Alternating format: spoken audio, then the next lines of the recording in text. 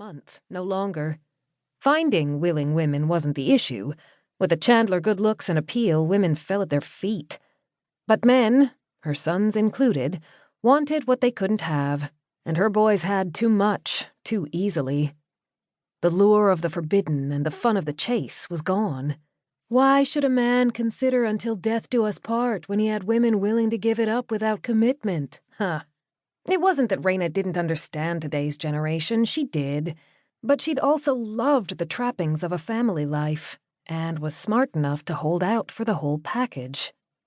But in today's world, a woman had to offer a man a challenge, excitement, and even then, Raina sensed her boys would balk. Chandler men needed a special woman to pique their interest and keep it. Raina sighed. How ironic that she, a woman who held marriage and children as her ideal, raised 3 sons who thought the word bachelor was sacred. With their attitudes, she'd never have the grandchildren she desired. They'd never have the happiness they deserved. Some instructions, Raina. The doctor made some notes on her computer and glanced up. I'd suggest keeping a bottle of antacid in the house in case of emergencies. Often a cup of tea is the best remedy. No more late-night pizza deliveries then. She met the younger woman's amused gaze. I'm afraid not. You'll have to find another way of entertaining yourself. Raina pursed her lips. The things she endured for her future, for her boys. Speaking of whom, Chase and Rick would be back any second, and the doctor hadn't answered the most pressing question. Raina let her gaze slide up the doctor's slender physique. I don't mean to push, but... Dr. Gaines grinned, obviously still amused. I'm married, and even if I weren't, I'm sure your sons would appreciate finding their own women. Raina tamped down her disappointment, then waved her hand in the air in response. As if my boys would ever find their own women, or should I say wives. Nothing short of a life-or-death emergency would force them to pick one woman and settle down. Raina's voice trailed off as the import of her own words sank in. Life-or-death emergency. The only thing that would convince her sons of the necessity to get married. Her life-or-death emergency. As the plan began to form, Raina's conscience begged her to dismiss the idea. It was cruel to lead her sons to believe she was ill. On the other hand, it was for their own good.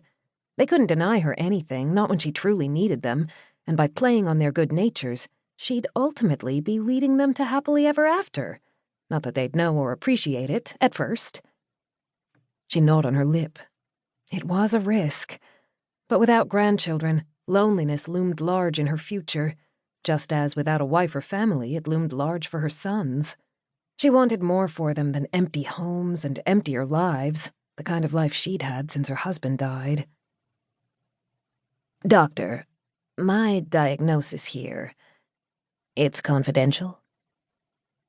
The younger woman shot her a slanted glance.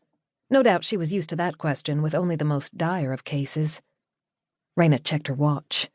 She was running out of time before the boys returned. Her newly formulated plan, as well as her family's future, depended upon the woman's answer, and Raina waited, tapping her foot impatiently.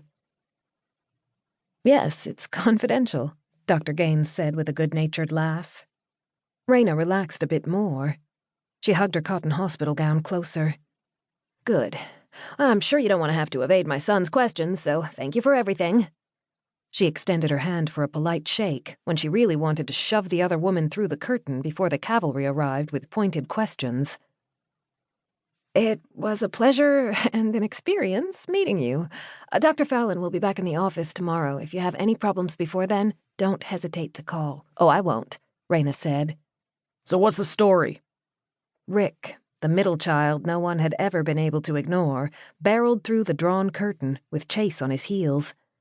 Rick's brash nature echoed his mother's personality. His dark brown hair and hazel eyes resembled Raina's before her hairdresser had gotten hold and changed her to a honey blonde to obliterate the gray. In contrast, Roman and Chase were the bookends, with jet black hair and blazing blue eyes. Both her oldest and youngest were the spitting image of their father. Their imposing builds and dark hair never failed to remind her of John. Only their personalities were uniquely their own.